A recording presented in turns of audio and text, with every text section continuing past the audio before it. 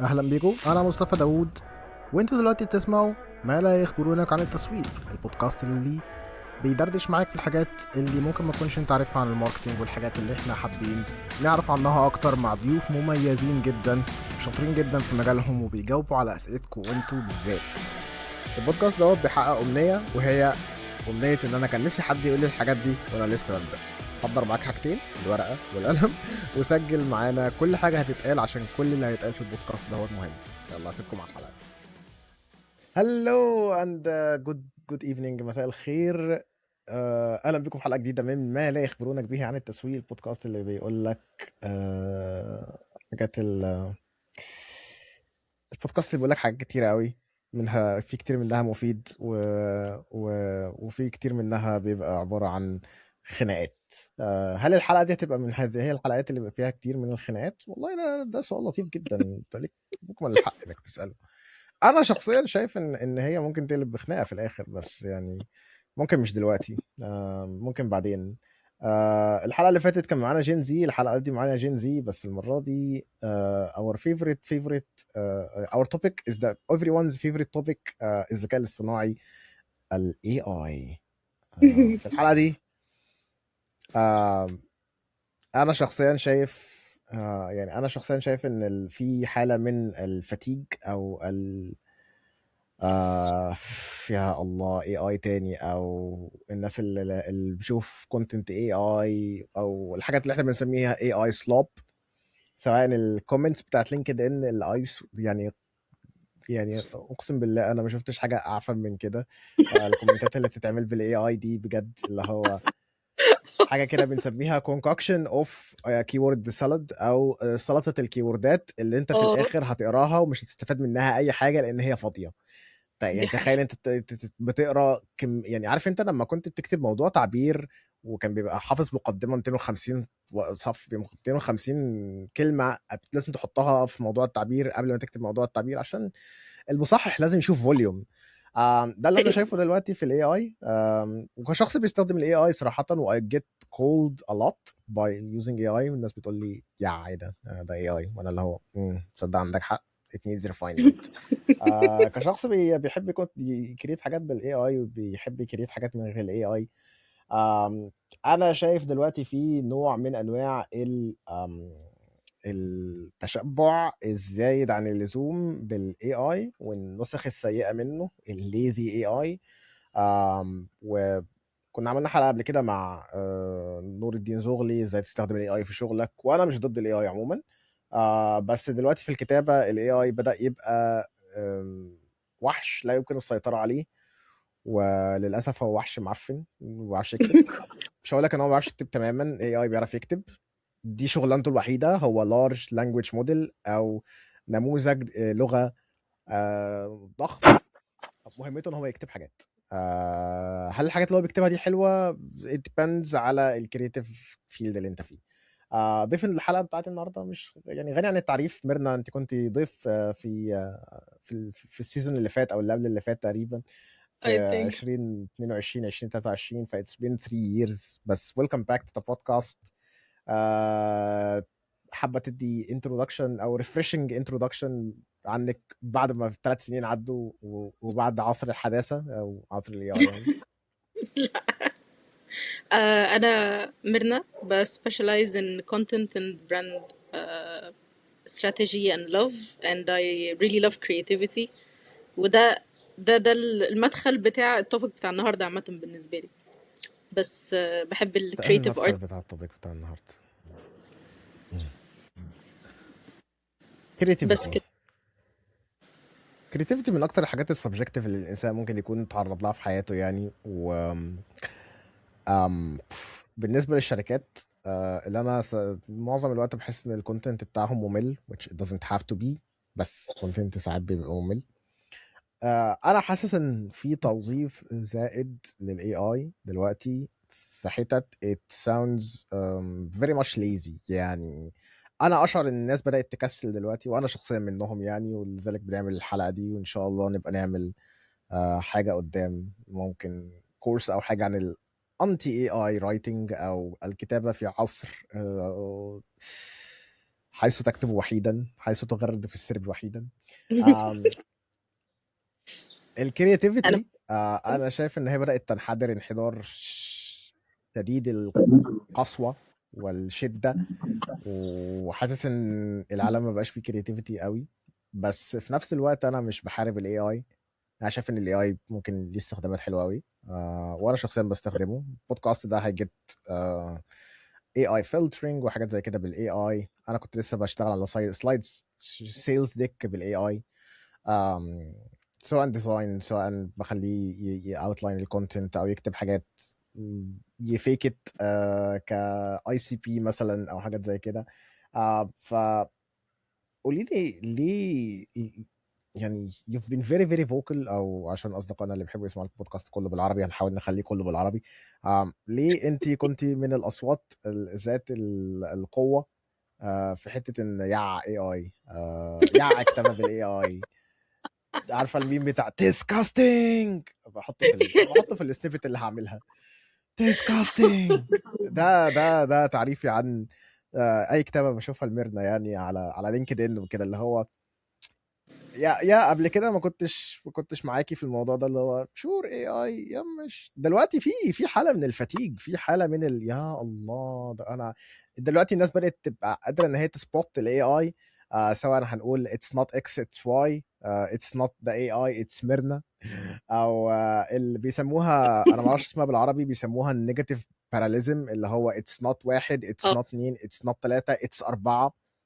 الاي اي بيحب يس باترنز معينه، ودي من اكتر الحاجات اللي بتميز الاي اي، ان هو يعني horrible at repeating بس excels at repeating. يعني هو سيء في ان هو يبقى consistent ان هو يريبيت حاجه، ولكن هو بيعرف يريبيت الحاجه. يعني هو اه creativity زيرو عشان هو بيريبيت، بس بيهلوس فبيبوظ الريبيتنج. فما تفهميش، هو حاله كده من المأساة.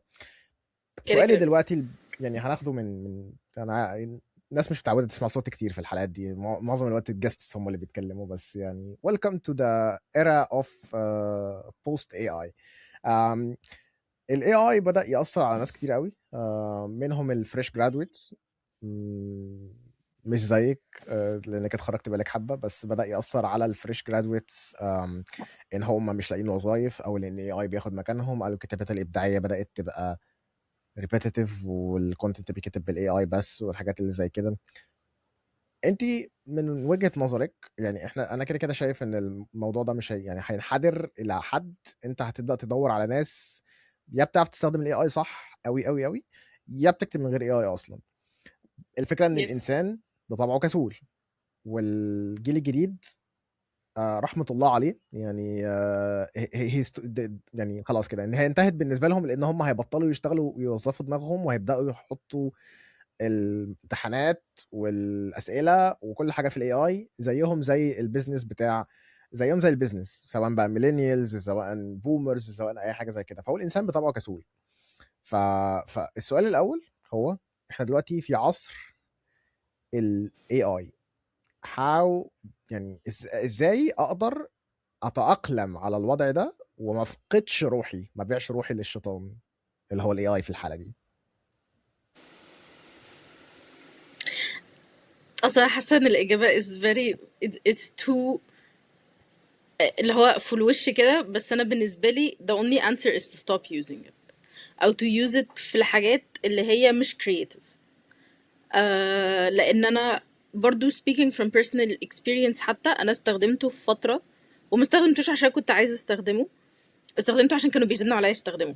دي اصلا مشكله تانية خالص بقى، اللي هو ان في ضغط كبير قوي ان انت لازم تبقى بتستخدم اي اي وكده. ففي فترات انا كنت بعتمد عليه في حاجات في الشغل على اساس مش عشان انا محتاجه اعتمد عليه فيها، بس عشان هم شايفين ان انا لازم استخدمه، فخلاص ماشي اوكي خلاص يا جماعه انا لازم استخدمه. بس الفكره ان انا at some point ابتديت بقى انسى الحاجات اللي انا بعرف اعملها. يعني الحاجات اللي انا اوريدي عارفاها حافظاها صماها، بدل ما كانت لما اجي اعملها لوحدي بتاخد مني نص ساعه، ممكن تاخد مني ساعتين ثلاثه، عشان انا حتى مش فاكره بجيبها ازاي. ما ببقاش بقى عارفه افكر، ما ببقاش عارفه اطلع حاجه مختلفه. بيبقى في، مش عارفة لو انت ممكن تكون حسيت بده برضه ولا لا، بس بيبقى في حتة اللي هو زمان كان لو انت ما عندكش، او مش مستنى انا بقول زمان على حاجة من 3 سنين بجد، بس كان زمان لو انت مش لاقي افكار او مش عارف تفكر، اعمل برين ستورمينج، اتفرج على حاجات، اعمل كيوريشن لحاجات، افتح بنترست، افتح مش عارف ايه، طلع افكار بطريقه مختلفه. دلوقتي لما تقول لحد انا مش عارف افكر، بيقول لك اسال الاي اي.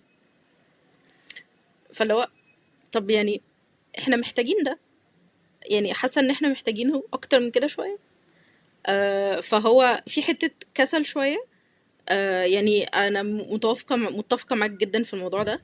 بس to be honest هو برضو في حته ضغط شويه، وحته يعني مثلا الاكزامبل اللي انت بتقوله عن الناس الصغيره وكده، هي حته familiarity اكتر. هم كبروا لقوا ده موجود، ده بقى اوبشن، ده احنا ممكن نستخدمه، والناس كلها بتشجعنا نستخدمه، فاحنا هنستخدمه علشان خلاص احنا مش لازم نذاكر.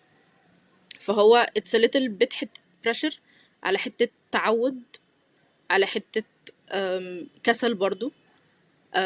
فانا بالنسبه لي الحاجه الوحيده اللي عرفت تخرجني من ده واحس ان انا دماغي شغاله تاني، هو ماشي، واحس ان انا دماغي شغاله تاني وكل حاجه تمام، كانت لما اللي هو اوكي خلاص انا ما ينفعش استخدم ده في حاجه كرييتيف تاني.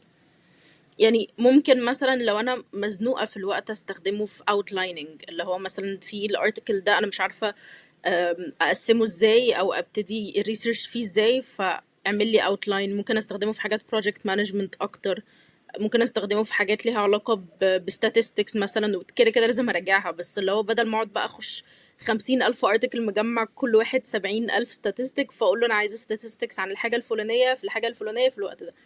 فدي بالنسبة لي حاجات I could use AI فيها، I do use AI فيها.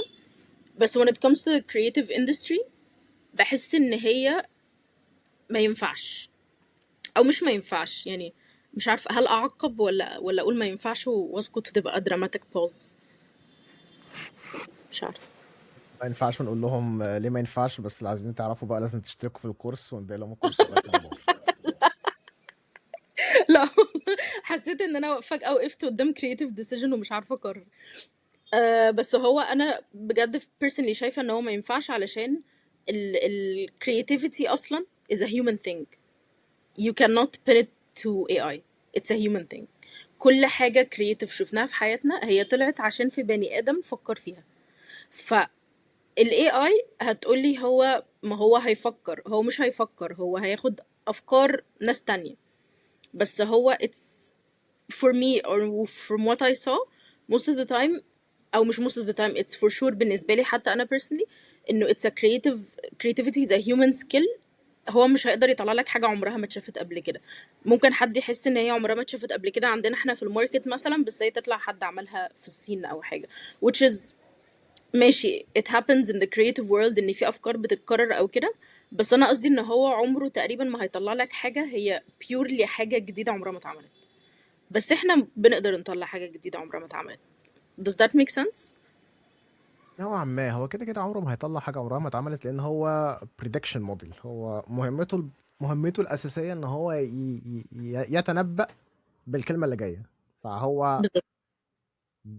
يعني هو بيتمرن على التكست او الداتا سامبلز اللي موجوده، وبالتالي مش هيعرف يطلع حاجه كرييتيف او اوريجينال، لان هو ما عندوش حاجه اوريجينال. ده التكرار، بس ما يعلمش بالظبط. الشطار للاسف. هو التكرار بيقتل الشطار بقى في الاي اي. خليني بالظبط. اسال السؤال ده بالنسبه للحاجات الكرييتيف. قد نتفق وقد نختلف. يعني مثلا جوه حاجه مثلا معينه زي مثلا البلوجز، مش كلها كرييتيف. في business blogs that are very very boring, very very boring. have fun AI writing it. انا مش هوجع دماغي واكتب حاجه like tutorial مثلا. ممكن اخد يعني انا مثلا كنت بكتب blogs بالاي اي مارتك، حاجات ليها علاقه بالجي تي ام او كابي او حاجات زي كده، اللي هو هي حاجات اوريدي موجوده اونلاين، واحنا بس بنكتبها عشان احنا وي دو ذس، يعني بنعمل الحاجات دي. والحاجات دي اصلا قتلت بحثا وقتلت. يعني كل حاجه هي قتلت خلاص، وما بقاش في حاجه تانية كرييتيف اكتبها. اللي هو خلاص اتس بلوج about how to install 1 2 3. مفيش يس. كرياتيفيتي في الموضوع ده. انا هبقى ببريدكت زي ما الاي اي بيبريدكت، انا وهو في الهوا سوا. يس مفهوم. فالسؤال بقى اللي هو امتى اقول على ان الحاجه دي كرييتيف، وامتى اقول ان الحاجه دي ممكن اعملها بالاي اي، عشان انا مش ناقصه بجد، الموضوع مش ناقص يعني. where do we draw the line؟ هل احنا اصلا بنرسم خط في الرمله؟ هل في خط اصلا ما بين الحاجات الكرييتيف اللي ممكن الاي اي يعملها واللي ممكن الاي اي ما يعملهاش؟ حاسه ان ده سؤال عميق جدا. ما هو سؤال يعني عميق جدا تدخل على سؤال فيلسوفي شويه. اديني أه، الاجابه المختصره. بحاول الاقيها. هو السؤال ايه اللاين؟ انا ممكن اقول لك الاجابه. اللاين، انا شخصيا، او انا هقول لك انا شايف فين اللاين، وانت ممكن تعترضي او تختلفي او تقولي لي مثلا انا هحرك شويه حاجات بناء على اللاين بتاعك. انا اوكي. شايف ان اللاين مثلا ان البلوجز ممكن تكتب بالاي اي، الا لو انت هتكتب حاجه في الفلسفي، او هتكتب حاجه على بيرسونال اكسبيرينس، او هتكتب حاجه على traveling. marketing blogs are not fun. like for God's sake يعني، الهي انت تعلم كيف حالي، انا ما بحبش اكتب بلوجز ككونتنت كريتور. I hate it. I hate it. بس we do need it. احنا محتاجينها ليه؟ محتاجينها للاس يس. سي او، محتاجينها عشان الاي اي بياخد سايتيشنز من البلوجز.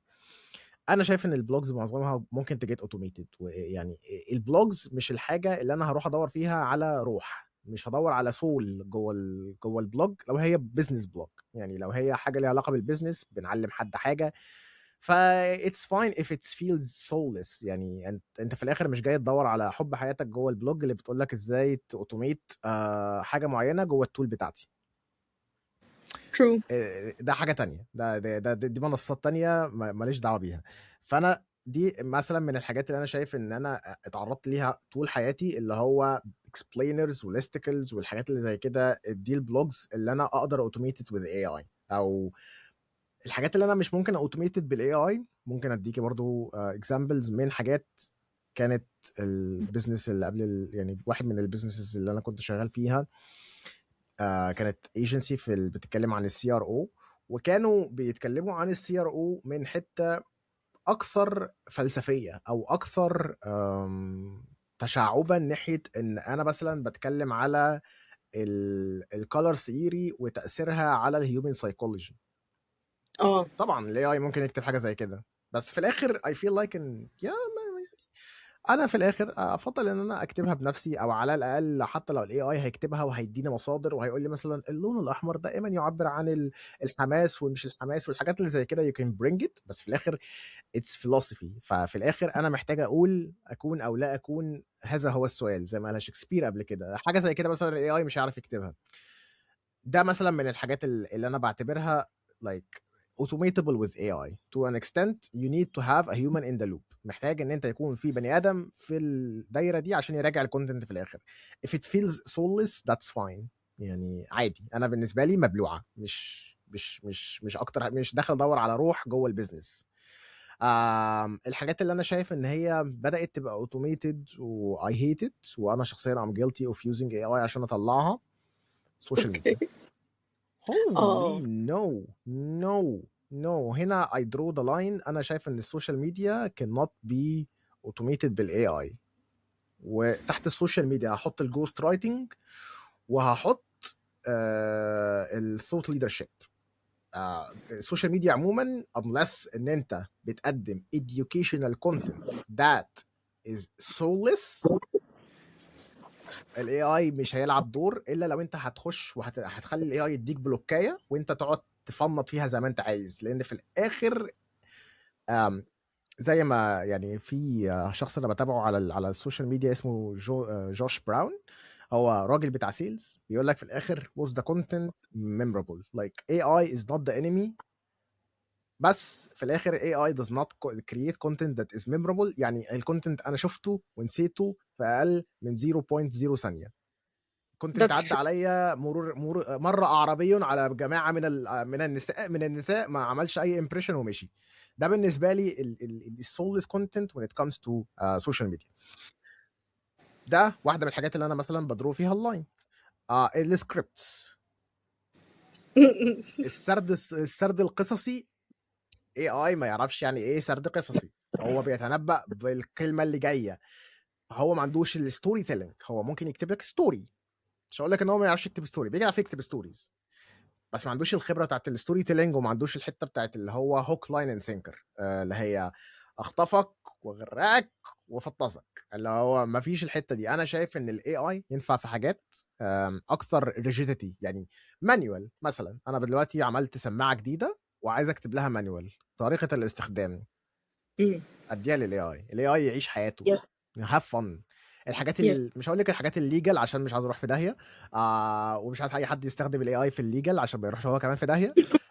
بس في حاجات في حاجات بجد ممله. يعني انا اي ثينك ان البلوجز ممله بجد. اي فيل لايك ان البلوجز ممله. انا ما بحبش البلوجز. انا شخصيا لما بكتب بلوجز اي هيت ات. سوشيال، يعني انا مثلا البلوجز على الريدر اتس اوتوميتابل، على السوشيال ميديا على الريدر اي فيل لايك ان هي نون اوتوميتابل. انت شايفه ايه مثلا من الحاجات، بما انك كونتنت يعني سينيور كونتنت كريتور ولا سينيور كونتنت كريتور ولا؟ هو انا اخر حاجه كنت head of content او كنت content lead. دي اخر حاجه full time يعني. بس نايس. بص، هو انا ممكن اتفق معاك في حته البلوجز دي بصراحه، عشان ابقى 100% honest في حاجات معينه. يعني البلوج ارتكلز انا بحب اكتب البلوج ارتكلز، بس عشان في جزء صغير مني كان نفسه يبقى صحفي. فهو اوكي. بالظبط. بس مثلا لما نتكلم في حاجات تكنيكال قوي او حاجات اللي هو ماشي ها بلعناها موجوده في كل حته، I agree with you. When it comes to social media 100%. لان هو اصلا بنسبه كبيره it makes you lose trust in the brand.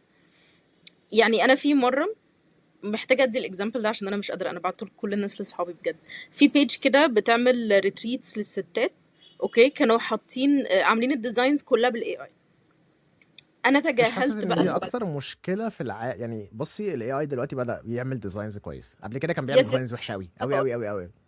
يس يس، ما انا لسه هقول لك انا مشكلتي، ما انا كنت لسه هقول لك انا مشكلتي مش في الفيجوال كفيجوال. يعني الصور اكشلي ما كانتش وحشه، السيتنجز بتاعها ما كانتش وحش. مشكلتي مثلا في الكلام. هو كاتب كلام عربي، هو الديزاينز معموله بكلام عربي من غير بقى نقط، من غير حروف، من غير اي حاجه. فانا فضلت ابصله كده اللي هو طب ايه يا جدعان؟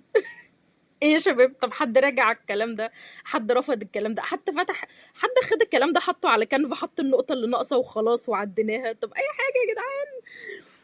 ففي حاجات معينة بحس ان هو يعني ساعات بحس ان بجد الموضوع وصل لمرحلة ان احنا حتى مش هنراجع على حاجة نطلع منها كواليتي احسن، احنا هناخدها زي ما هي نحطها. فانا مثلا حاجة زي دي كنت حاسة اللي هو I don't، مش حاسة ان انا واثقة فيكوا قوي بصراحة. يعني انتوا شركة كبيرة وكل حاجة، بس مش حاسة ان انا واثقة فيكوا قوي. مش عارفة لو انت مكاني كنت هتحس بنفس الاحساس ولا لا، بس كنت حاسة ان دي ديتيلز بسيطة قوي ان حد يركز فيها. فمثلا when it comes to social media بصراحة في الاول، او مش في الاول، ساعات مثلا ممكن يطلع لي حاجات قليله جدا معموله بطريقه حلوه قوي، او المقصود ان هي تبقى معموله بطريقه اللي هو I'm trying to create visual art with AI. دي حاجات ساعات بحس فعلا اللي هو اوكي ماشي this is not bad. يعني دي لذيذه يجي منها. it's مش اللي هو لذيذه يجي منها لو ماشي انا هعديها، بس اللي هو انا فاهمه ان البيربس ان انت عايز تورينا ان انت بتستخدم الاي اي علشان تعمل AI visual art. بس when it comes to social media مثلا بحس ان الحاجات دي او marketing in general I feel like ان هو معمول علشان يكونكت مع الناس. مم. فلما تستخدم AI علشان تعمل حاجة المفروض ان هي تكونكت مع الناس، هيحصل حاجة من الاتنين: يا اما حد مش واخد باله هيكونكت معاك بعدها هيحس ان هو disconnected، يا اما حد هيبص لها ويحس اللي هو لا انا مش connected. يعني زي ما اوكي. انت ما بتقول على البلوج ارتكلز ان هي ما فيهاش روح، هي حته الروح دي عامه it's a very good example. بس فعلا بحس ان احنا دايما بنكونكت مع الحاجات اللي ليها روح ايا كان ايه نوع الروح المختلفه اللي فيها، بس احنا بنكونكت معاها اكتر. فكل ما احنا ما بنكتر في الحاجات اللي معموله بالاي اي، كل ما الحاجه ما بتبقى ما لهاش روح اكتر. ف at the end of the day اصلا الكونسيومر بيبتدي يحس اللي هو انا مش حاسس ان انا ليا اي علاقه بالبراند دي، انا مش حاسس ان انا كونكتد ليها. فهو غير بقى الحتة دي، انا مش عارفة انا اصلا بجاوب على نفس السؤال ولا لا عامة. بكل صراحة. يعني مثلا يعني I agree with you مثلا في حتة السوشيال ميديا. في حتة الديزاينز شوية شوية. بس انا علشان يعني في حتة بايس هنا شوية عشان انا I really love art وبحب اشوف شغل الديزاينرز، وبحب اشوف البينتينجز والحاجات دي والحاجات اللي ليها علاقة بالفاشن. فلما بشوف حاجه ليها علاقه بالاي اي، ليها علاقه يعني في السيكتورز دي، بحس لو شرخت منك شويه، شرخت منك شويتين ثلاثه كمان. مش عارفه انت بتحس بنفس الاحساس ولا لا. ف when it comes to design، يعني when it's clearly visual art معمول بالاي اي، بحس ان هو قشطه. بس لما يبقى اللي هو خلاص بقى احنا هنعمل ديزاين بالاي اي، بحس اللي هو لا، شرخت منكم يا شباب، شرخت منكم شويه شويه بس.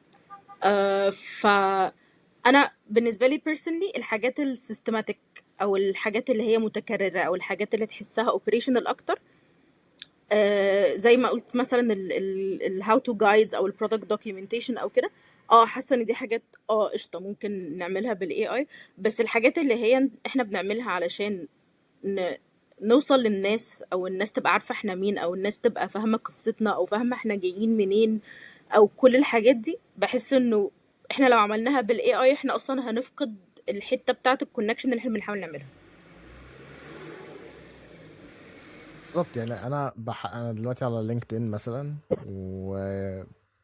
يعني طبعا يوم ما الواحد يخش على لينكد ان ويحاول يجيب لك يحاول يجيب اكزامبلز للاي اي كونتنت، ما يلاقيش اي اي كونتنت. بينما 99% من الوقت التاني it's it's everywhere. all AI. it's all AI. ماي يعني يعني انا شايف ان في صناعه، يعني اوكي، انا اتفق معاكي برضو لحد كبير. انا شايف ان في حاجات في السوشيال ميديا I can do with AI، منها الديزاينز to an extent. الديزاينز مش ال AI الحمد لله بدأ يعرف يكتب عربي، الحمد لله هو وصل له الابديت ده. بجد بجد الكتابه بالعربي is so annoying. بس انا مثلا دلوقتي بعمل سيلز ديك لكلاينت، وانا بعمل دلوقتي الديزاين على شات جي بي تي. وبعد ما العميل يوافق على الديزاين، انا هاخد الديزاين ده وهروح اريبليكيته على كانفا، علشان بكل بساطه الاي اي ما ينفعش يديك الصوره مرتين. يعني هو لو اداك الصوره مرتين او بنفس الريبيتيتفنس، او لو ثبت حاجه في مكانها يتحرق. دي حقيقة. ودي التركايه لاي حد بيستخدم الاي اي. لو هتعدل على الصوره، قول له يعمل لها ريكومبوز من الاول، عشان الاي اي لما بيعدل على صوره بينزل الكواليتي من مثلا 1080 ل 480. اه وكل مره بتقول له يعدل بياخد الكواليتي وينزل بيها تحت، فانت قول له يعمل ريكومبوزيشن عشان يطلع تاني لحته ال 1080. ده التركايه لاي حد بيحب يستخدم الديزايننج في الاي اي. ثانك مي ليتر. انا شايف ان السوشيال ميديا could be done with AI to an extent. يعني انا شايف حتى الثوت ليدرشيب ممكن تعمليها بسوشيال ميديا باي اي to an extent. انا مشكلتي كلها مع الاي اي ان بغض النظر ان هو اتس soulless، ان هو ما عارفه انت اللي هو بيسموها nothing burger، او البرجر المكون من اللاشيء. ده بالظبط الاي اي. يعني انا لما اقول للاي اي مثلا اكتب لي بوست سوشيال ميديا عن اكس واي زي، هيديني اكس واي زي من غير اي نوع من انواع الفائده. عارفه انت يس. اللي هو لما تاكلي I hate it، بس يعني God damn you ماكدونالدز، انا بحب البيك تيستي. it's absolutely يعني غير مفيد لاي عضو ولاي ذره في جسمي. دي ما حقيقة، بس هو فيهوش مفيد للقلب. اي حاجه مفيده، ما فيهوش اي حاجه مفيده. للأسف بس يعني بالظبط للاسف. يعني اي لايك بيبسي مثلا، او اي لايك كولا او في كولا او حاجه من الحاجات دي. شوجر عباره عن nothing، بس it makes you يس. feel good. ده بالظبط اللي الاي بيعمله لك، it makes you feel good. وفي نفس الوقت بيديك ولا حاجه، بيديك زيرو استفاده 100% ضرر. ده اللي انا شايف ان الاي اي دلوقتي، او الناس اللي بتستخدم الاي اي دلوقتي بدات تقع في التراب ده. ودي مشكله. يعني انا مشكلتي دلوقتي مع الاي اي مش ان هو بدا يخلي اي حد يعمل اي حاجه، او البرودكشن كواليتي راحت في الارض، او الحاجات اللي زي كده. انا مشكلتي دلوقتي ان الانفلونس بتاع الاي اي، يعني عارفه انت اللي هو يعني you get used to، بتعتادي السلوب، بتعتادي الاي اي سلوب. وبالتالي لما يس. تيجي تكتبي بنفسك بتكتبي stuff that is يعني similar، او فيها مقاربه للاي اي سلوب، او الحاجات الاي اي المعفنه اللي بنشوفها في طول الوقت. يس. وده الانفلونس اللي قلقني دلوقتي حتى كشخص بيقول يعني دعونا نرشد استخدام الاي اي. انا شايف ان ده بدأ يأثر عليا انا ككونتنت كريتور، ومش عارف اهرب من المشكله دي ازاي. يعني الاي اي سلوب ماشين بتنتج اي اي في كل حته، وانا عاوز احافظ على هويتي، عاوز احافظ على الايدج بتاعتي كشخص بيعرف يكتب كونتنت، عاوز احافظ على السول بتاعتي اللي انا حتى لو مش بستخدم اي اي عشان اكتب فهو بيأثر فيا لو انا قريته، لان انا يس ساعتها بفقد قدرتي على التمييز ما بين الكونتنت الكويس والكونتنت اللي مش كويس. يس ازاي الانسان يقدر يحافظ على التفوق الابداعي بتاعه في عصر الاي اي بدأ يعني يهبد على الكيبورد ويطلع اي حاجه في اي حاجه في كل حته؟ ازاي الانسان يس مش بس يحافظ؟ يعني خلينا ناخد القصه من اولها خالص للمبتدئين والميديوم والسينيورز والفي بيز، كل واحده بسؤال. ابدا ازاي في عصر الاي اي ان انا اتعلم كتابه بشكل يسمح لي ان انا انمي الروح والفليفر بتاع الكتابه بتاعي، بحيث ان انا ابقى بالنسبه للبيزنسز هايربل، بالنسبه للبيزنسز ابقى شخص محبب توظيفه، عشان انا بعرف اعمل حاجات الاي اي مش هيديها لك. لو انا دلوقتي لسه متخرج وجاي الميرنا بسالها انا اعمل ايه، ايه هتكون اجابتك؟ اوكي. عامة قبل ما اجاوب انا عايزه اقول لك بصراحه I totally agree with you مع حته الانفلونس دي. علشان برضو يعني غير ال I lost my point. Yes, it's been 4 years and I still do that. That has got to be some sort of problem. بس احنا لما كنت بتكلم في حتة انه الكونتنت ان احنا بنشوف الكونتنت بتاع الاي اي فبيبقى الستاندرد بتاعنا اكتر ان احنا يعني ده خلاص الكونتنت اللي موجود. او ده كان قصدك صح؟ ايوه. اه بالظبط، يعني ده المنتشر دلوقتي، فانا هعمل حاجه شبهه او هتاثر اه بيه، لان انا مش عارف اجي ادور على فكره يطلع لي اي اي بالظبط. فتاثر بيه. بالظبط دي حاجه انا برضو كنت I totally agree with you فيها ان انا فعلا مثلا دلوقتي بقيت بحس ان انا جماعه انا مش لاقيه كواليتي كونتنت. الواحد مم. مش عارف يغذي دماغه بكواليتي كونتنت، دي حقيقه. وفي ناس كتير من صحابي اصلا بيشتكوا من نفس المشكله دي ان هم لما بييجوا يدوروا في حاجه او يقروا عن حاجه تلات ارباع الحاجه معموله بالاي اي هم مش شايفين حاجه حاسين فيها بفاليو شويه. personally وده كرأيي الشخصي. كرأيي الشخصي حاسه عايزه احطها ديسكليمر فوق كده في الاديتنج، رأيي الشخصي. فاهم؟ people are بس gonna hate you for it, go for it. ده مش كده مهم رأي كده. شخصي ولا لا. انا شايفه ان اي حد لسه بيبدأ ما ينفعش يبدأ في اي اي من بدري بكل صراحه. ودي حاجه انا personally شفتها مع ناس صحابي. يعني انا في واحده صاحبتي بتشتغل انجلش تيتشر في مدرسه international very reputable. هي actually بتواجه مشكله مع الطلبه بسبب الاي اي علشان الاساينمنتس كلها بتتسلم بالاي اي. فانا كان كل اللي بيدور في بالي وهي بتحكي لي انه العيال دي هتكبر عمرها ما هتتعلم تعمل الحاجه دي بنفسها. ف بالظبط. وكان عندي حتى نفس المشكله مع بنت كنت شغاله معاها في تيم، نفس الفكره ان هي كانت بتعمل كل حاجه بتشات جي بي تي، بس لما اجي اقول لها اكتبي ده بنفسك هي مش عارفه تكتب ده بنفسها. فهي الفكره انه انا مش شايفه ان اي حد لسه بيبدا ينفع يستخدم اي اي في الاول علشان هو عمره ما هيتعلم البيسكس. وطول ما هو عمره ما هيتعلم البيسكس هو كبني ادم مش هيغذي دماغه بمعلومات مش حتى معلومات بس بسكيلز كافيه ان هو يعرف يعمل ده لوحده. وفي نفس الوقت هو مش هيبقى فاهم اصلا الحاجه دي كويسه ولا لا.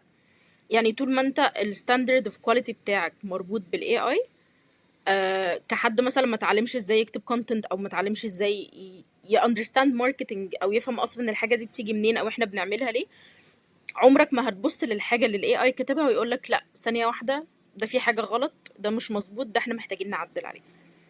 يعني لو هتستخدم AI مش هقولك I'm not against it. أنا شخصيا against it، بس بقول يعني لو حد هيستخدم AI استعلم الحاجة قبل ما تستخدمها علشان على الأقل زي ما انت ما بتقول أو زي ما كل الناس حتى بتقول ال AI بيهلوس كتير. لأن هو عمره ما هيطلع يقولك أنا مش عارف. هو عامل بجد زي ما تكون تايه في الشارع وبتسأل حد نروح ازاي. هو عمره ما هيقولك أنا مش عارف. هو هيتوهك بس عمره ما هيقولك أنا مش عارف. فطول ما انت ما مش عارف الطريق او طول ما انت مش عارف البيسكس عمرك ما هتقرا الحاجه وتحس ان لا ده في حاجه غلط، لا الكلام ده مش مظبوط، لا الكلام ده مش accurate او محتاجه ادور فيه اكتر او كده. هتبقى دايما واخد الحاجه وشايف انه خلاص ده تمام ده صح.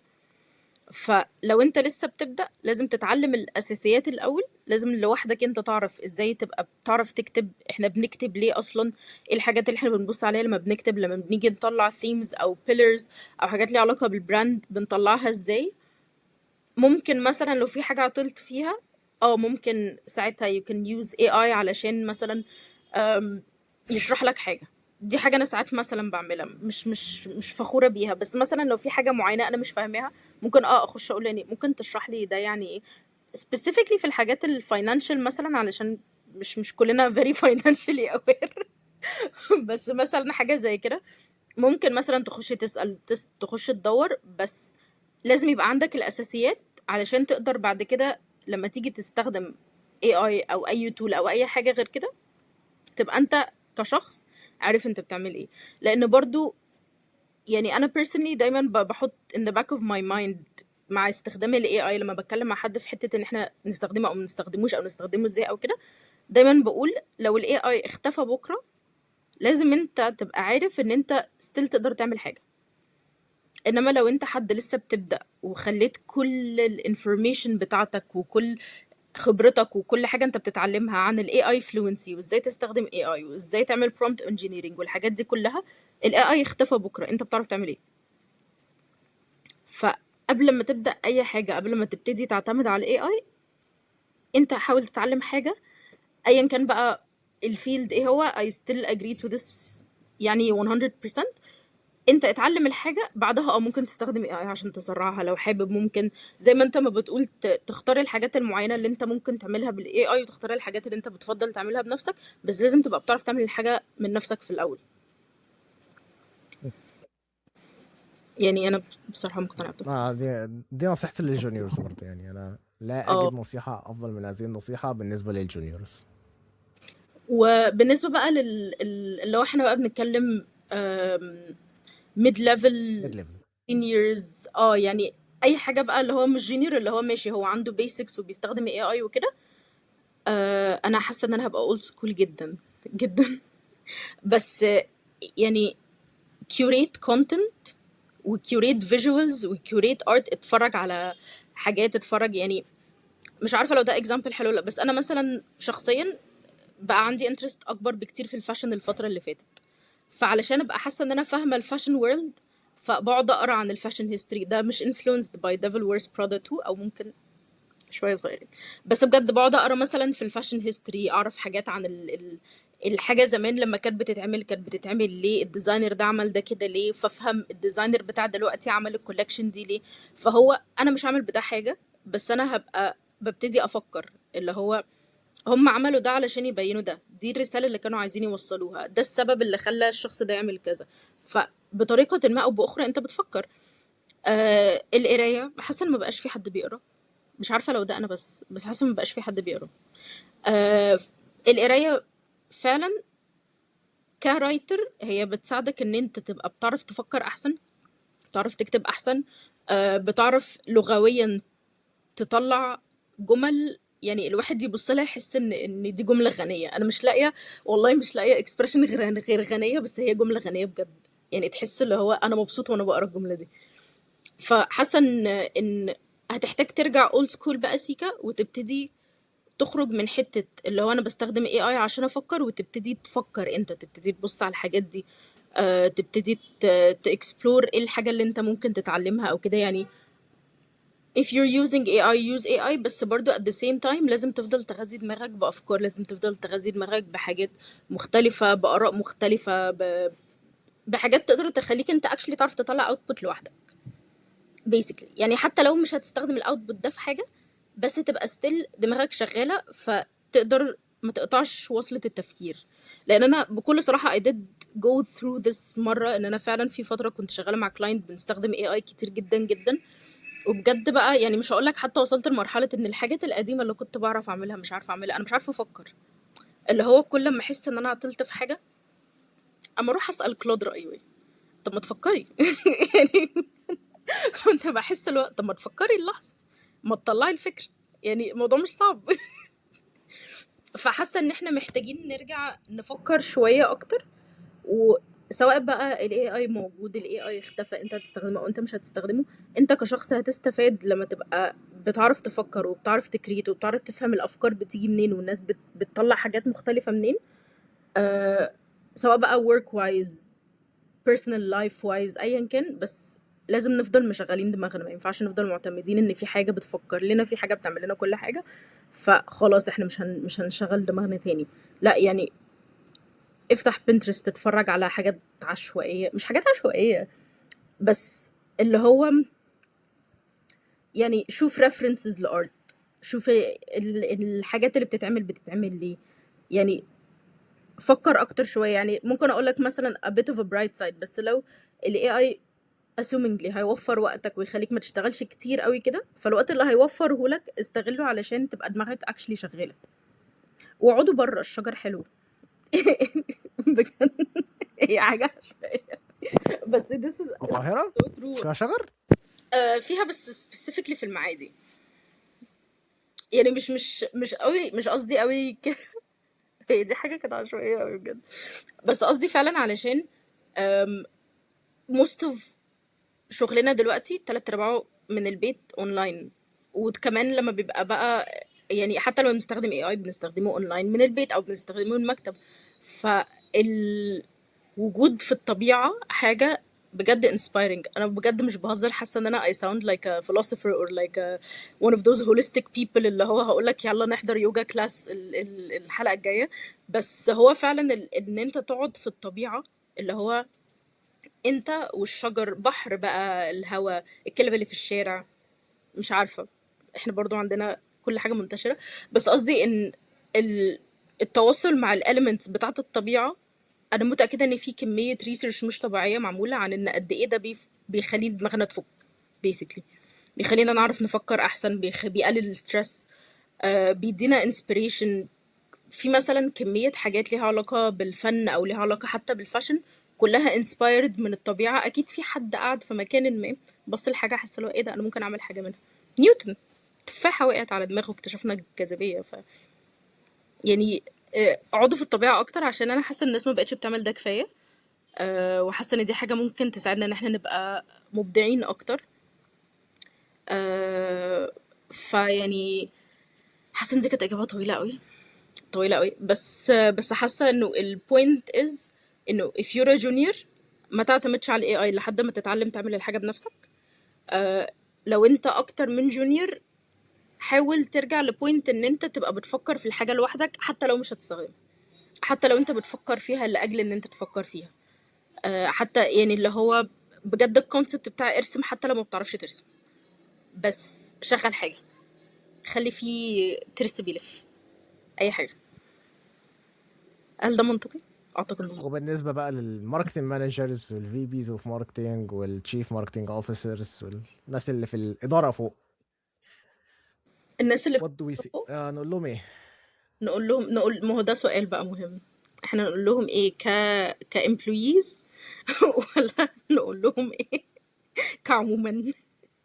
يعني نقول لهم ايه من ناحية الامبلويز؟ يعني is this advice، يعني هل دي نصيحة بنوجهها ليهم من ناحية بيتعاملوا مع الامبلويز ازاي مثلا من ناحية الاي اي، ولا دي نصيحة بنوجهها لهم من ناحية استخدام الاي اي يعني مش فاهمة من انهي ناحية، من ناحيتين. ده سؤال تريكي، علشان انا اتحطيت في بوزيشن ان انا لازم استخدم اي اي مرات كتير جدا. 0 من 10 ما تعملوش فينا كده. واكشلي هو من اكتر الاسباب اللي خلتني ما بحبش استخدم اي اي هو احساس ان انا مجبره. انا كان ممكن اجرب عادي، بس احساس ان انت اللي هو لا استخدمي اي اي. ايوه ليه؟ عشان لازم تستخدمي اي اي. ايوه إيه مين اللي لزمه؟ يعني عارف الجو بتاع اصل المفروض، هو مين اللي فرضه؟ هو بجد نفس الفكره. أم، بجد انا شايفه يعني هي نصيحتهم نفس، او اللي انا عايزه اقوله ليهم نفس اللي انا عايزه اقوله للجونيورز، بس بالعكس، انه ادوا الناس فرصه تتعلم بدل ما تبقوا معتمدين على ان هم ممكن يعملوا اي حاجه بالاي اي.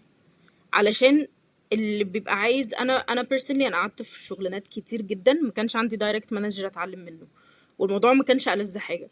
فلما حد يجي يشتغل جزء من التيم بتاعك هو مستني منك فيدباك، مستني منك ان هو يتعلم حاجة جديدة، مستني منك ان انت تغير حياته بشكل من الاشكال. فما تعتمدش على ان هو اوكي انت عايز تتعلم حاجة روح اعملها بالاي اي، انت عايز فيدباك هكتب لك الفيدباك بالاي اي وابعته لك، انت عايز اي حاجة هنستخدم فيها اي اي، انت عايز تتعلم لا استخدم اي اي.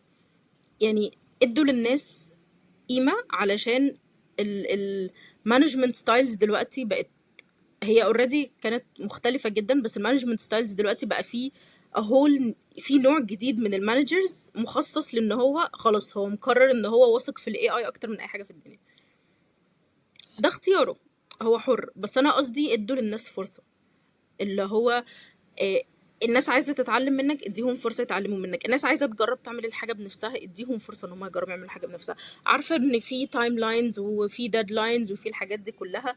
انا هقول حاجة controversial جدا، controversial جدا جدا. it's PR not ER. يعني متفهمة ان في ديدلاينز وكل حاجة، بس no one's gonna die. بجد. يعني اصل السنس اوف urgency اللي احنا بنزقه في كل حاجة، بقيت بحس اللي هو يا جماعة ممكن 5 هدوء، ممكن نريح 5. مش عشان حاجة، بس هو السنس اوف urgency ده هو اللي خلى احساسنا اللي هو احنا لازم نستخدم AI عشان لازم نطلع الحاجة بسرعة. ليه؟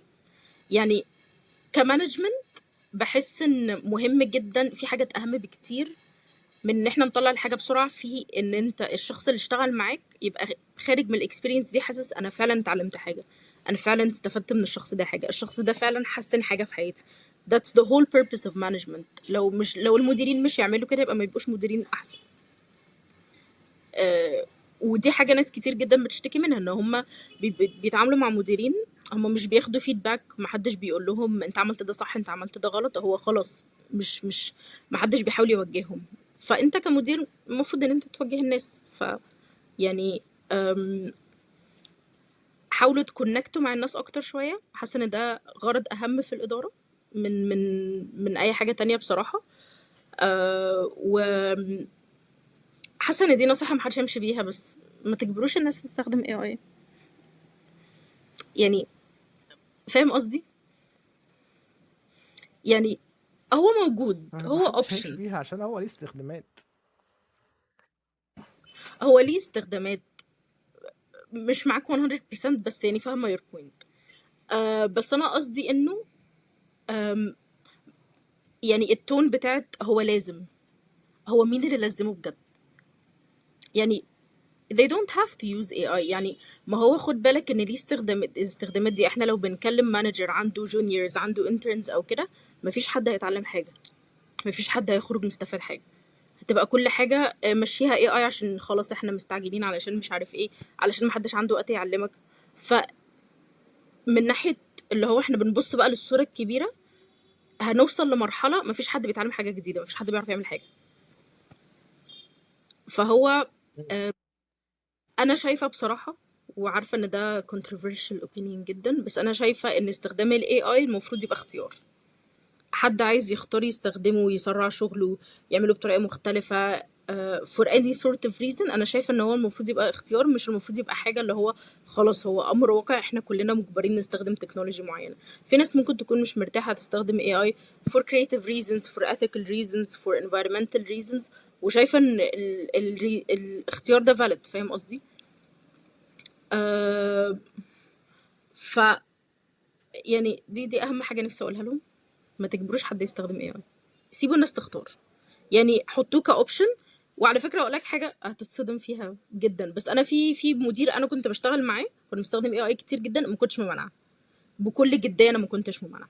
يعني كان الموضوع بالنسبه لي اللي هو ماشي قشطه، علشان ساعتها كان في هدف اللي هو احنا محتاجين نطلع فوليوم كبير من حاجه معينه. فانت عشان تطلعي الحاجه دي، وكان في شرح، يعني الاهم من ده كان في شرح اللي هو احنا محتاجين نطلع 300 ايشو من نيوزلتر في توبيك انت مش experienced فيه، فاحنا هنستخدم AI عشان يطلع لك الانفورميشن، ونستخدم AI عشان يطلع لك الحاجات دي وتعدلي عليها. فانا كان بالنسبه لي اللي هو makes sense، انا مش هلحق اتعلم كل ده overnight، اوكي خلاص انا تمام.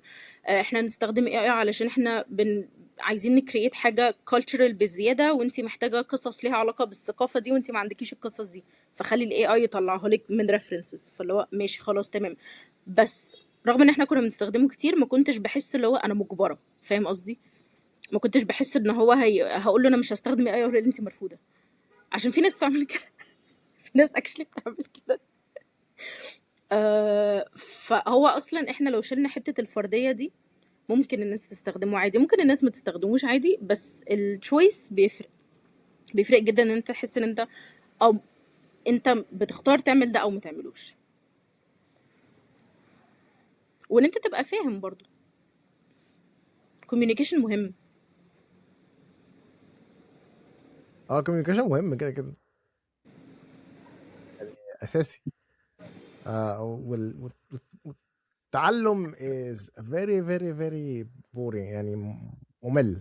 التعلم عمره ما هيكون حاجة مسلية، محدش بيتسلى وهو بيتعلم حاجة. ده اه اه مش كل الناس، مش كل الناس بصراحة. يعني انا لو بتعلم حاجة بحبها انا ببقى متسلية جدا. يعني انا بتكلم مثلا personally عشان انا المجال بتاعنا هو حاجة انا بحبها من وانا صغيرة. بس انا شخصيا بصراحة بتسلى وانا بتعلم. في ناس كتير من صحابي اعرفهم بيتسلوا وهم بيتعلموا. في واحدة اعرفها كانت بتتسلى وهي بتتعلم لحد ما عملت MBA. في شفت حصل. بس. دي مخدرات غالبا، لا. مخدرات. بس هو كلامك بجد، هو في ناس اكشلي هي بتحب تتعلم. في ناس يعني، في ناس وانا منهم مثلا بقيت حاسه لو، طب انا عايزه اتعلم حاجه جديده، اتعلم ايه؟ انا عايزه حاجه مختلفه. في ناس بتخش جوب اكسبيرينسز هدفها ان هي عايزه تتعلم حاجه. في ناس بتخش متضايقه عشان هي حاسه ان هي ما استفادتش حاجه وما اتعلمتش حاجه. هو التعلم مهم، بس هو مش كل الناس بقت عايزاه. ودي حاجه question mark. يعني دي question mark فيلسوفيه كبيره جدا ما عندناش اجابه ليها. ممكن يكون استسهال، ممكن يكون كسل.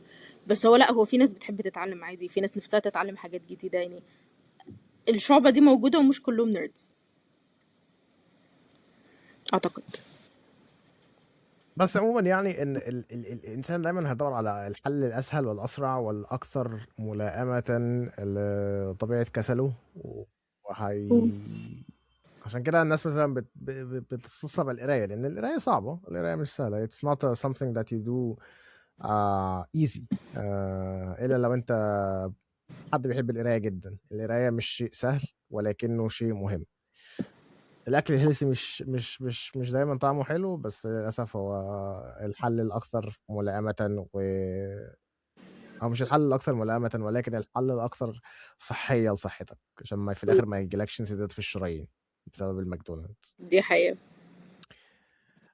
فالاي اي زيه زي البيك تيستي، بيعمل حاله من بيدي سيروتونين، لان هو كده كده بيأجري مع كل حاجه، بيتفق مع كل حاجه، يقول لك تصدق انت راجل تمام، انت جبت اللي ما حدش جابه من قبل كده.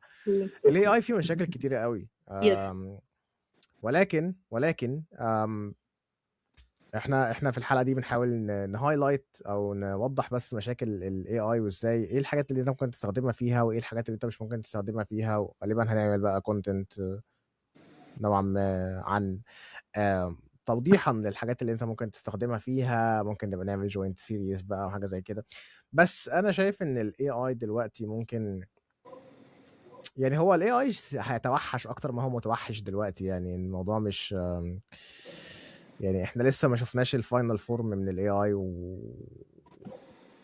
وهو هي اكسباند وهيتوسع لكل الحتت اللي احنا شايفينها.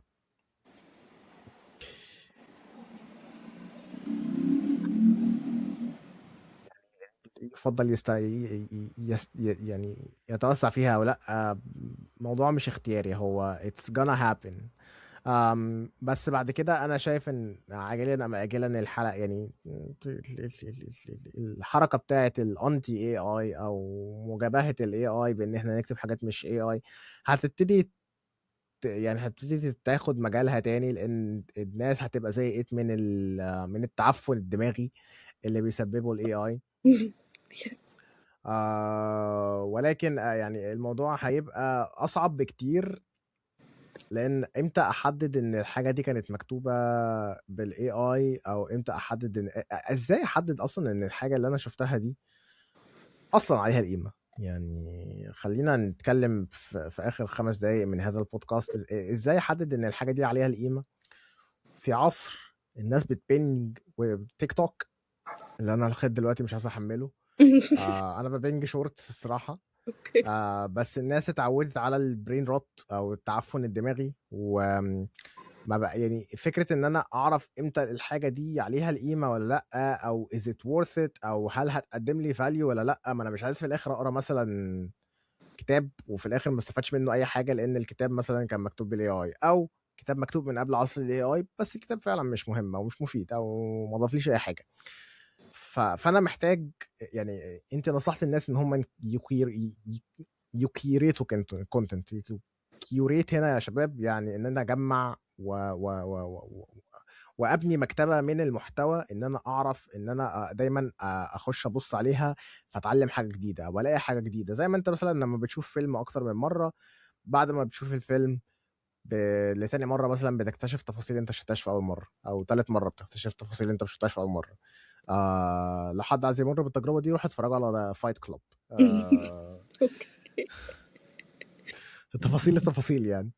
فانا ازاي احدد بقى ان الحاجه دي عليها القيمه وما اضيعش فيها؟ يعني مثلا انا لو قررت ان انا هعصر على نفسي ليمونه وهقرا كتاب، الكتاب مثلا 250 صفحه، فرضا ان انا بقرا صفحتين في اليوم، 3 صفحات في اليوم يا ستي، قول ان الكتاب مثلا 300 صفحه، فاحنا كده بنتكلم في 100 يوم. 100 يوم ده يعني almost 3 months. فانا ازاي اضمن ان انا ما ضيعتش 3 شهور من حياتي في كتاب في الاخر هو في الاخر ما ضافليش اي حاجه وما ما زودليش اي قيمه؟ يعني يعني ازاي زي ما احنا قادرين نحدد ان الكونتنت اللي معمول بالاي اي از سولس او ملوش روح وملوش فايده وعباره عن nothing burger، ازاي اقدر احدد ان الكونتنت اللي انا اخترته عشان اقراه ما يبقاش سولس ونوثينج برجر برضو؟ ازاي اختار الكونتنت او المحتوى مرئي مسموع مكتوب ان شاء الله برديات حتى، ان هو يكون محتوى ذا قيمة؟ بص، انا personally بحس ان الموضوع بيبقى هو بيجي يعني كل ما بتكرر الموضوع اكتر بتبتدي تعرف ايه الحاجات اللي انت شايف ان هي بالنسبه لك ليها قيمه او لا، او ايه الحاجات اللي حاسس ان هي ما ضافتليش حاجه فانا مش هقراها تاني. بس يعني اصل حاسه ان الاجابه مش بحس ان فيها سنس، مش عارفه لو ده منطقي ولا لا. بس فعليا بحس ان فيها سنس. يعني انا مثلا لما بنزل اشتري كتب، في كتب معينه ببص لها كده احس لو مش متاكده، وفي كتب معينه ببص لها اللي هو اوكي انت حاجه انا عايزه اقراها. وليه بقول هي فيها سنس؟ عشان مثلا on the other hand انا قعدت مثلا سنتين بقرا الكاتبه، بعدها عارف الاك، جالي الاك. يعني انا قعدت مثلا سنتين 3 بقرا لها، بعدها فجاه بصيت لي كتاب كده حسيت اللي هو انت بتكتبي وحش جدا، انا ازاي كنت بقرا الكلام ده؟ هو انت بحس ان انت كل ما تعرض نفسك لانواع محتوى مختلفة بتبتدي تفلتر في دماغك اوتوماتيكلي، فتبتدي تعرف انا بحب الحاجات اللي شكلها كده، الحاجات اللي شكلها كده مش قوي. انا في اول دقيقة يعني مثلا عارفة انت ما بتستخدمش تيك توك، بس هل بتستخدم انستجرام ريلز؟ ايوه، ده مثلا اكزامبل حلو قوي ان انت بتبتدي من كتر ما بتسكرول. دي مشكلة برين روت محتاجين نتكلم فيها مرة تانية، بس هو بجد من كتر ما بتسكرول بتيجي في اوقات اول ثانيتين من الفيديو انت عارف انت هتتفرج عليه او لا. هي نفس الفكرة، كل ما بتعرض نفسك لمحتوى اكتر او بتعدي على كتب اكتر او كده، كل ما بتبتدي اللي هو خلاص اوكي دي حاجة انا هستفيد منها، دي حاجة فيها فاليو، دي حاجة ما فيهاش فاليو. يعني بتحتاج ان انت تتعرض لده كتير عشان تبتدي تحدد ايه بالنسبة لك اللي ليه قيمة او لا. علشان الموضوع subjective شوية، او انا مش بصراحة انا في اللحظة دي نسيت يعني ايه subjective بالعربي. موضوعي. موضوعي، هي دي. الموضوع موضوعي شوية، يعني اللي فيه value بالنسبة لي ممكن ما يبقاش فيه value بالنسبة لك، واللي فيه value بالنسبة لي ممكن يبقى حاجة بتضحك بالنسبة لأختي مثلا.